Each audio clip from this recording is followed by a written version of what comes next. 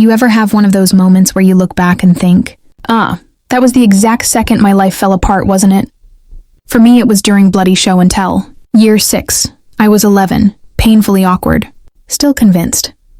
I'd grow up to be a dolphin trainer or marry a member of Blue. It was a Thursday, the kind where the school hall still smelt like boiled, cabbage and forgotten dreams, and our teacher, Miss Rudd, who had the emotional range of a turnip, chirped, "Today's topic is where your family comes from." Now, most kids were banging on about how their nan was from Bognor Regis or that they'd once been to Magaluf and nearly drowned in the kiddie pool. And there I was, beaming like a prize idiot, thinking, ooh, this'll be nice. A wholesome cultural moment. So I stood up, full volume, no fear, raised my hand like I was solving world hunger, and proudly declared, "We're immigrants." Reader, the silence. You could have heard a gnat blink. I said it like I was revealing we'd just adopted a dog. Not that we were one bureaucratic mishap away from being airmailed out of the country by Her Majesty's government. I genuinely thought people would be impressed. I thought I'd get a gold star, or at least a wow, that's brave sticker. Instead, I got 15 kids staring at me like I'd confessed to eating their hamster, and Miss Rudd blinked like her brain had just short-circuited.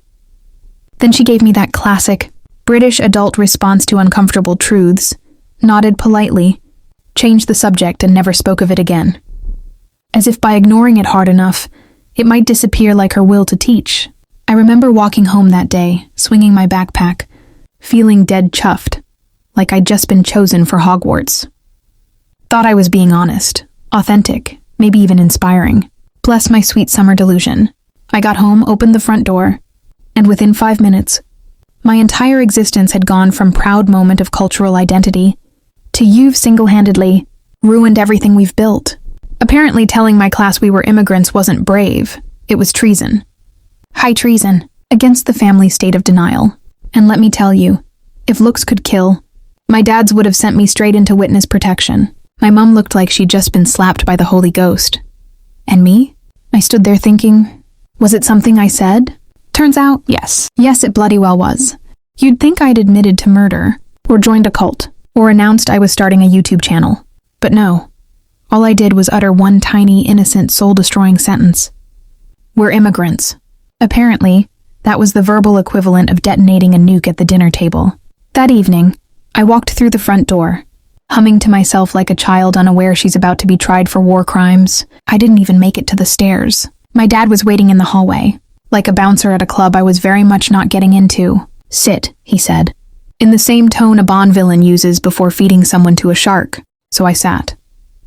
Because I had the self-preservation instincts of a damp biscuit. My mum was already crying, not sniffling, not a polite tear, full body, sobbing like EastEnders, had just killed off half the cast. And my dad? Oh, he went full Shakespearean drama. "Do you want to destroy this family?" He actually said that. Like I was 11 and somehow plotting the total annihilation of our bloodline over fish fingers and a Ribena. I blinked. I thought I was hallucinating. Like, had I sleepwalked into a secret? MI6 facility and leaked state secrets through interpretive dance? Turns out no. I just answered a question at school. But to them, I might as well have climbed on the roof with a megaphone screaming, "My parents are undocumented," which, for the record, I did not do. Not that it mattered. The damage was already done. I'd put us all at risk, by being honest, to a bunch of 11-year-olds. Who thought immigration was something you caught from undercooked chicken? They started pacing, muttering about being watched, and you never know who's listening. I half expected them to start checking the walls for listening devices or taping the windows shut. Dad even turned the telly down, like the TV license man was working undercover for Border Force. And there I was, sat on the sofa, 11 years old, wondering why my little truth bomb had triggered a family-wide mental breakdown. Mum finally stopped crying long enough to whisper, "You don't understand what you've done."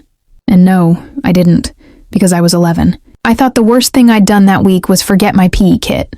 But suddenly, I was being blamed for everything. From the potential collapse of our family's immigration status to, quite possibly, the extinction of the bees. I remember thinking, if they're this dramatic over a school presentation, imagine if I'd actually done something rebellious, like dye my hair blue or listen to American music. And in that moment, surrounded by tears, melodrama, and the faint smell of burnt curry, it hit me. I had, without meaning to, become the villain in their very fragile narrative of safety and silence. And worse, they were never going to let me forget it. And then came the incident, also known as the moment the universe took my innocent little life and absolutely pile-drove it into the tarmac. It was 3 days after my spectacularly unwise debut as the Year 6 immigration spokesperson TM. 3 days since my dad accused me of national sabotage, and my mum cried like someone had cancelled EastEnders. Things at home had gone from Cold War to full-blown DEFCON 1. No telly, no dinner conversations, just the heavy silence of, "We're not angry," just monumentally disappointed in your entire existence. Then, on a muggy Tuesday morning, just after I'd spilt orange, juice down my uniform and stubbed my toe on the hallway cupboard, they arrived. You know the type. 2 men. Gray suits, gray faces, gray souls. The kind of people who look like they only eat plain toast and haven't felt joy since Thatcher resigned. They knocked on the door with the gentle urgency of someone pretending to be polite, but also kind of hoping they get to ruin your entire life before tea. My dad opened it, went pale, and mumbled something about checking the boiler, which was hilarious because we hadn't had hot water for a week. Next thing I knew, we were politely escorted, which, in government speak, means manhandled with extra passive aggression, into a dull little car with seats that smelled like despair and old paper. And off we went. To the airport. No warning, no suitcase, no time to even nick a snack from the kitchen. I remember sitting in the back seat, staring out the window like I was in a low-budget Channel 4 drama, thinking, is this what being deported feels like? Spoiler alert, yes. Yes, it is. We arrived at Heathrow Terminal Existential Crisis, and were marched through like misbehaving luggage. Mum looked like she'd aged a decade, clutching her handbag like it held state secrets and half her dignity. Dad just kept muttering, "This is your fault," under his breath like a mantra. Apparently, and here's the kicker, someone at school snitched, which means someone's child went home, told their parents, and those parents had just enough free time and moral superiority to call immigration. Lovely. It's heartwarming, really, just knowing I made it into someone's concerned citizen report. Hello, yes. We'd like to report a small brown girl telling the truth in a controlled academic setting. Very dangerous behavior. And let's be clear, this wasn't an arrest. Oh no, that would imply honesty. No, this was a voluntary compliance arrangement, which is code for, we've backed you into a corner so thoroughly you'll smile while we ruin your life. And the whole time I kept thinking, I'm 11. I'm literally still losing baby teeth. Why is this happening like I've masterminded an international visa scam? They didn't cuff us, but honestly, I kind of wished they had. Would have made for a more dramatic school story. Instead, we were treated with that classic, dead-eyed British kindness. The sort that makes you feel like a burden, but with a smile. The woman at the desk even said, "Have a safe journey," like we were off on holiday. Yeah, cheers. Susan. Can't wait to be exiled with a carry-on and generational trauma. And just like that, boom. 3 days after my innocent little truth bomb, I was being dragged out of the only country I knew. Like I'd tried to storm Buckingham Palace with a pointy stick and a bad attitude. I didn't even get to say goodbye to anyone. Not my friends. Not my school. Not even to that weird boy in my class, who once ate a glue stick and thought I was cool. Just me, my family, a couple of bored immigration officers, and the creeping realization that life was now officially a steaming bin fire. You know that surreal little moment before your life completely derails? That weird emotional twilight zone where everything feels a bit floaty and fake, like you're watching your own breakdown in HD from across the room? Yeah, that was me. 11 years old, standing in an airport terminal, clutching a Boots meal deal I never got to eat, and wondering whether this was actually happening, or just an elaborate stress dream, brought on by too many jammy dodgers and parental neglect. And then my mum, in peak emotional drive-by form, shoved a folded bit of paper into my hand and said, "You'll be safer on your own." Safer? Safer? What did she think was going to happen to her? Spontaneous combustion? Was Heathrow suddenly going to become a war zone? But there she was, already doing her best impression of a tragic martyr in a low-budget ITV drama. Big dramatic sighs, red-rimmed eyes, voice wobbling like she was releasing me into the wild instead of leaving me next to a Preda manger. And my dad? Well, he gave me the emotional equivalent of a receipt being binned. Just looked me dead in the eye and said, "Good luck." Like I was off to sit my A-levels, not be literally abandoned by my entire bloodline. Then he turned on his heel and walked off. No hug, no last-minute wisdom. Not even a snack for the journey. Just gone. Like I was a dodgy purchase from Argos they couldn't be arsed to return properly. There was no drama. No final scene with tears and orchestral music. Just the echo of their footsteps fading into the crowd and me, 11, confused, borderline dehydrated, left standing there like a lost umbrella with identity issues. I looked down at the ticket in my hand. Crumpled. Smudged. One way. It might as well have said, "Congratulations on your fresh abandonment complex. Now boarding at gate 4. I sat on one of those plastic chairs designed specifically to destroy your will to live. My suitcase, a garish purple thing with a dodgy wheel, sat beside me like it knew we were both now emotional baggage. I remember watching families walk past, parents holding their kids' hands, giving them sweets, whispering things like "nearly there," "darling," or "don't forget your rucksack."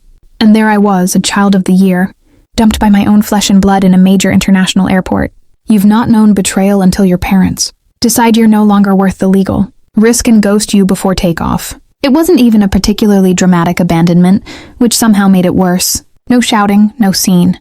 Just the quiet, clinical efficiency of people who'd already emotionally unsubscribed from you. And I sat there thinking, right, brilliant. So this is my life now. 11, stateless, emotionally compromised, and likely to develop a lifelong aversion to travel-sized toiletries.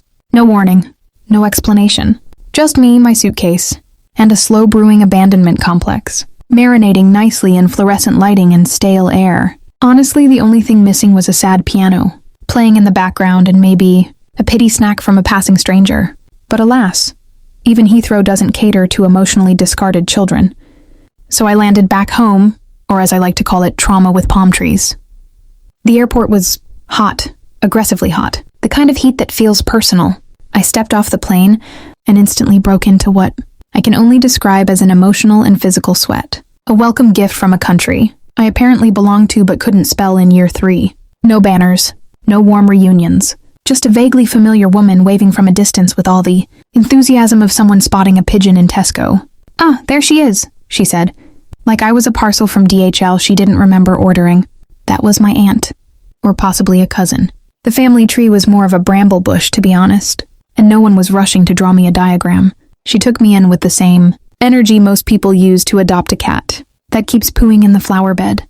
Sort of loving, mostly resigned, thoroughly unprepared. Her flat was functional, beige walls, a faint smell of fried onions, and a telly that only worked if you slapped it first. My bed was a camp mattress in the hallway, tucked nicely between a broken fan and someone's suitcase from 1998, home sweet home. She handed me a plate of rice and said, "Eat, you look thin." Which, in my culture, is how we say, "Hello, you've ruined my week." Now, being 11 and traumatized is a bit of a niche vibe. I was too old to cry every night, too young to drink about it, and just the right age to start silently planning my glow-up revenge arc. You know, the usual. Become wildly successful, emotionally unavailable, and never need anyone for anything ever again. Very healthy coping mechanisms. Textbook, really. School was a blast. By the way, if your idea of a blast is being the weird foreign kid who speaks English too well but somehow still doesn't belong, one teacher asked me if London had electricity yet. I laughed so hard I nearly reported myself to immigration. And because the universe has a deeply chaotic sense of humor, I became a professional at pretending everything was fine. Fine. I mean, sure. My parents had ditched me at Heathrow like expired milk, and I now lived with a woman who thought bonding meant folding laundry together in silence. But why dwell?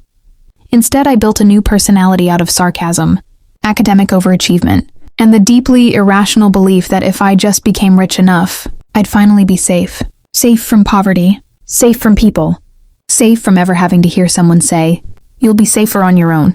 Again, without getting the urge to burn the world down. By 16, I was fluent in 2 things. 1, smiling through generational trauma. 2, calculating how many A's it'd take to escape this entire continent. I didn't have friends. I had classmates I tolerated and cousins who tolerated me back. I didn't have hobbies. I had future assets. Everything I did was a stepping stone to out. I didn't know where out was, but I knew it didn't involve folding laundry with anti-resentment or eating reheated rice for the rest of my days. Looking back now, it's funny. At the time, I thought I was just being focused, driven, mature.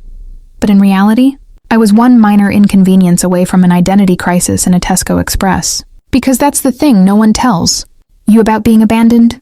It doesn't just break your heart. It rewires your brain, turns you into this weird hybrid of CEO and orphan, overachieving trauma goblin, if you will. So yeah, life back home, a vibe. If that vibe was emotional instability, wrapped in passive-aggressive family dinners and a fan that made more noise than it produced air.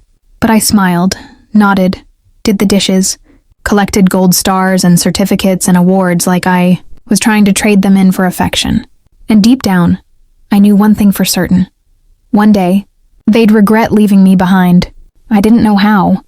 I didn't know when, but that revenge fantasy, that was the only thing keeping me from absolutely losing my mind over a broken TV, remote, and the smell of frying oil that never left my clothes. Here's the thing they don't put on inspirational posters. Rage is an excellent motivator. Better than coffee. Better than therapy. Better than those cringy LinkedIn posts about resilience and grit, written by men named Clive who've never known real betrayal. I didn't just study, I weaponized my brain. I made knowledge my side hustle and ambition my emotional crutch. Every textbook I opened? Vengeance. Every exam I smashed? A middle finger to Heathrow Terminal 3. I wasn't top of my class. I obliterated the class. I treated school like it was the Hunger Games, and I was the only one allowed to win. I was the girl who corrected teachers. The girl who turned in essays formatted like legal contracts. The girl who had color-coded revision notes. 3 side hustles and a 5-year plan by year 10. Did I sleep? Absolutely not. Sleep was for people whose parents didn't abandon them in airports. I, on the other hand, survived on rage, vending machine coffee, and the deep, unshakable fear of ever being powerless again. By uni, I'd secured a scholarship, so competitive it gave my aunt a nosebleed. Just hearing about it, I studied business like it personally owed me back child support. I didn't party, I networked. I didn't date. I collected LinkedIn connections. Other students had houseplants. I had spreadsheets. Balance never met her. I worked 2 jobs, one at a soulless startup and the other doing late-night, freelance gigs that paid in exposure and existential dread. But I didn't care, because I had a vision. A glorious, rage-fueled, scorched earth vision. By 25, I launched a tech startup. Was I qualified? Absolutely not. Did I wing it with the confidence of a man named Brad who just discovered ChatGPT? Absolutely yes. It was a niche app, part financial literacy, part passive-aggressive budgeting assistant. Imagine a money tracker that shames you for buying overpriced meal deals. People loved it. Investors threw money at me like I was the second coming of Steve Jobs, but with a decent skincare routine. By 30, sold the company. For stupid money. Like, I had to Google what to do when a bank account gets too many zeros kind of money. Like I'm now the emotional support contact for every cousin, who once ignored me at family barbecues kind of money, and then the pièce de résistance, the penthouse. Floor-to-ceiling windows, view of the city, a walk-in wardrobe and the kind of designer sofa you buy just to look at, not sit on. And there I was, standing in my swanky, echoey living room, sipping overpriced wine I didn't even like, surrounded by emotional damage, carefully curated, beautifully arranged. The trauma? Still very much alive, but now with mood lighting and imported throw pillows.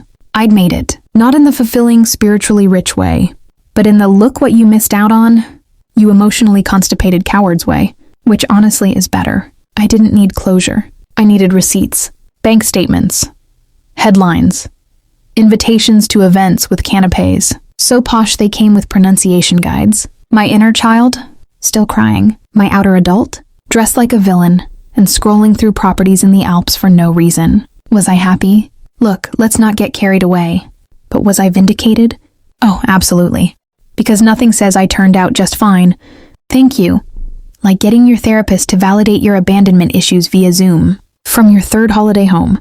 So, 20 years after the airport incident, yes, we're calling it that now. Like it was a global crisis and not just my personal villain. Origin story. I decided it was time to return to the homeland. You know, for closure, for healing, for the dramatic re-entry fantasy I'd been mentally rehearsing since puberty. Also, I had a designer coat that needed fresh scenery. Priorities. I'd imagined it a bit like an emotionally loaded BBC special. You know, the type slow pan of the plane landing, mournful piano in the background, me striding through the airport looking effortlessly tortured, like a woman who cries in bathrooms but still has amazing bone structure. I was ready. Spiritually moisturized, emotionally fragile but rich. The best combo. And I'll be honest, part of me hoped they'd grovel. Like full Greek tragedy. Tears, guilt, regret, my dad in sackcloth, my mum screaming my name from a balcony. Instead, I got a WhatsApp message saying, "Flats near the Tesco. Ring twice, bell's dodgy." British sentimentality. Nothing like it. The flat in question was fine. 3 bedrooms, beige walls, carpet that had seen things, smelled faintly of disappointment and dental. My parents greeted me like I'd just popped round from uni, not like the estranged child. They yeeted across an international border during a deportation. Apparently, we were all just going to pretend it never happened. No big reunion, no heartfelt monologues, not even a passive-aggressive "you've changed." Just tea in a mug with a crack in it and, "Do you still eat biscuits or are you gluten-free now?" I didn't know whether to laugh or launch myself out the window. We sat in the lounge, a room that hadn't seen a design update since dial-up internet, and made small talk. Like colleagues at a leaving do, they asked about the business thing I'd sold, as if I'd flogged a few Avon products. Not a multi-million-pound company. Mum offered me digestives. Dad muted the telly. Emotionally riveting stuff. Oh, and the corner shop.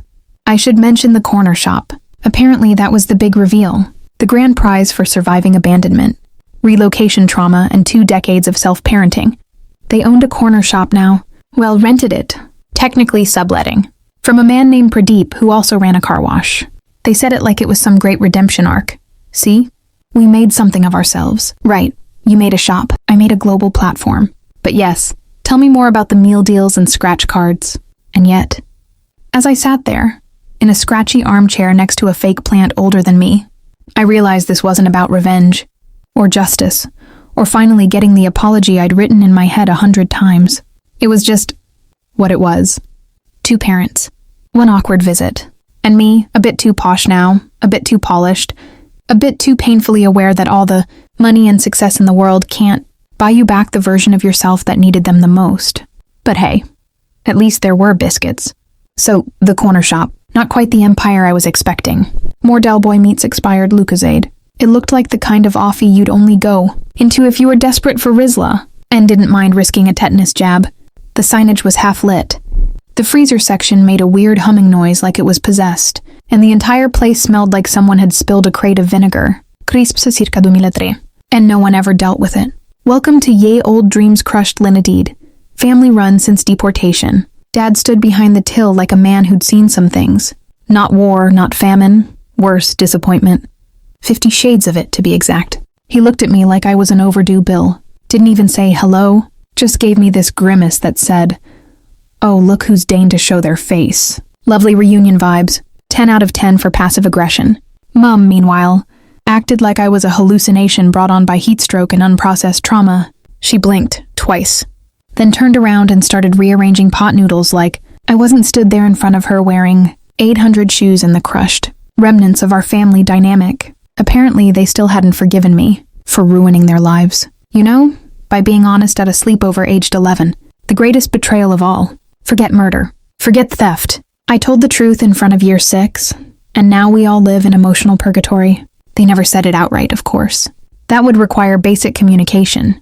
Something my family treats like asbestos. But you could feel it in the air. That thick, syrupy resentment like the smell of off milk. Dad muttered something about the struggle and how hard it's been. Like I'd been sipping cocktails on a yacht instead of clawing. My way up from abandonment trauma with nothing but spite and student loans. Mom offered me a Kit Kat. Not even a 4-finger. The 2-finger snack-sized version, like an emotional peace offering made from guilt and poor stock rotation.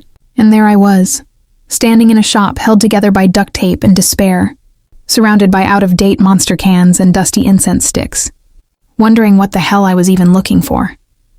Closure? Redemption? A sincere apology that didn't come laminated in bitterness? Nope, just a half-functioning card reader and a dad, who still can't look me in the eye without flinching. Honestly, by that point, I couldn't even be arsed to fake surprise. It was all so painfully on brand. Like, of course the people who abandoned me in an airport now sold scratch cards and stale Watsits. Life has a sense of humor. It's just deeply twisted. And yet somehow, I still felt guilty. Isn't that mad? I walked out of that shop with a bottle of Lucozade, a hollow chest, and the unshakable British urge to say sorry, even when you're the one bleeding. Closure's not real. But sarcasm always delivers. And just when I thought the family drama had peaked, surely we've hit the emotional Everest, right? Wrong. Apparently there's always one more twist. One more guilt trip served up cold with a side of delusion. We were in the back of the shop, somewhere between a mop bucket and a wall. Calendar from 2011, when Dad hit me with it. That classic immigrant parent monologue. After all we sacrificed for you. I swear I nearly dislocated a rib laughing. Sacrificed for me? Mate, you sacrificed me. Like I was an overpacked suitcase at Ryanair check-in. You didn't give up everything for me. You gave me up. You handed me a plane ticket and a trauma complex and said, "Cheers, good luck, don't die." And now you want a round of applause? I stared at him, properly stared, and said, "You didn't raise me. You removed me. You chose self-preservation. And I turned out all right in spite of you. So no, I don't owe you closure. Or forgiveness. And I definitely don't owe you a check." You should have seen his face, like someone had just told him the telly license went up again. Mum didn't say anything, just stood there blinking. Like she couldn't quite believe her unpaid. Emotional intern had grown teeth. It was beautiful. Messy. Awkward. Very BBC Christmas special where nobody gets what they want, but everyone pretends it's fine. And then I walked out. No tears, no tantrum. Just me, my overpriced handbag, and a strut powered by petty and post-traumatic family disorder. Out the door. Into the sunshine. Rich. Emotionally chaotic. And gloriously deliciously free. Because here's the thing no one tells you. Closure is a lie sold in therapy brochures and airport paperbacks. What you actually get, if you're lucky, is clarity. And an exit. And sometimes that's enough. Now if you'll excuse me, I've got a penthouse to cry in, and absolutely no plans to return anyone's calls. Looking back, from the comfort of a leather sofa that cost more than my parents' shop earns in a quarter, I've had time to reflect. Process, unpack, mentally rage at the ceiling in therapy, until my counselor starts adjusting their rates. And honestly, I don't regret telling the truth at school. I regret thinking it would matter, that it would make people proud, that justice would roll in like Ofsted on a bad day and everything would be all right by assembly. Spoiler alert, it didn't. Turns out, doing the right thing gets you precisely bugger all except deported parents, a ruined family, and an abandonment complex with its own postcode. But here's the kicker. And it's so British it hurts, I still bloody. Would have done it again. Why? Because trauma may have handed me a lifelong sleep disorder and a weird fixation with packing light, but it also gave me a tech empire and the emotional range of a discontinued John Lewis candle. I mean, sure, I cry during car insurance ads now, but I do it in a penthouse. In Kashmir. People say success is the best revenge, but that's only half the story. The real revenge? Healing. Quietly, expensively, in therapy. While the people who broke you struggle to keep their dodgy offie open past 8 p.m. And honestly, and what's the moral here? That telling the truth won't always reward you, but lying definitely won't. That some parents shouldn't have kids, they should have plants. That the British immigration system needs less paperwork and more empathy. Maybe it's all of that. Maybe it's none of it. Or maybe, just maybe if the moral is, if your life falls apart, at least make it entertaining. Monetize your trauma. Cry on a podcast. Write a memoir. Or better yet, tell your story on YouTube. And let strangers in the comments argue about whether you were the villain or the emotionally neglected icon you were born to be. Me? I'm just here, sipping overpriced herbal tea that tastes like regret and rosemary, wondering how the hell we made it through all that. But we did. Bruised, sarcastic, slightly unhinged, but still here. And if that's not a win, I don't know what is.